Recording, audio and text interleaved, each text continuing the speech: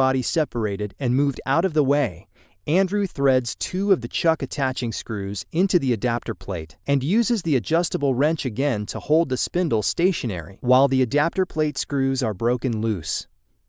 Don't remove the adapter screws yet. The adapter plate is usually a very tight fit on the spindle's tapered face. Some hearty taps at the outer edge of the plate with a large dead blow hammer should unseat the plate.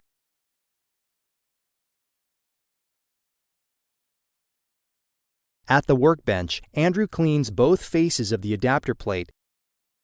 WD-40 works well to cut the grease and blows out any chips or debris stuck in the screw holes. Then, check for dings or high spots on both faces using a fine grit deburring stone. Spray a few shots of WD-40 on the face and lightly draw the stone across the face, feeling for a change in drag to indicate there is a ding or high spot.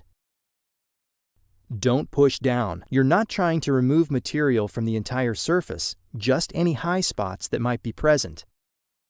Rub the tapered bore to check for damage there as well. Carefully remove any nicks that are found. Why is it important to maintain clean, smooth mounting surfaces? So we can avoid the situation that Mr. Robert Thornton out of New Jersey encountered. I think I was a little hasty when I mounted my chuck the first time. I pulled the chuck again and found a small steel chip between the adapter plate and the chuck. The chip and burr it caused were lifting the plate up.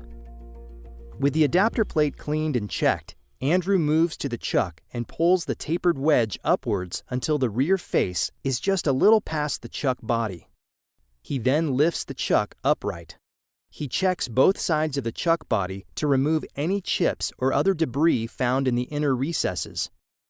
Andrew finds chips in several areas inside the chuck body. He uses a pair of tweezers to pull the chips out of the recessed areas and checks for chips lying inside the range of master jaw travel. With all visible chips removed, Andrew lowers the chuck body back onto its face. He sprays WD-40 on the rear mount face and cleans it thoroughly. Then, with a little more WD-40 added to the surface, he checks for dings and high spots using the deburring stone again. With the mounting surface smooth, he moves on to thoroughly clean the draw nut threads and also checks that the draw nut rotates freely from one detent position to the next.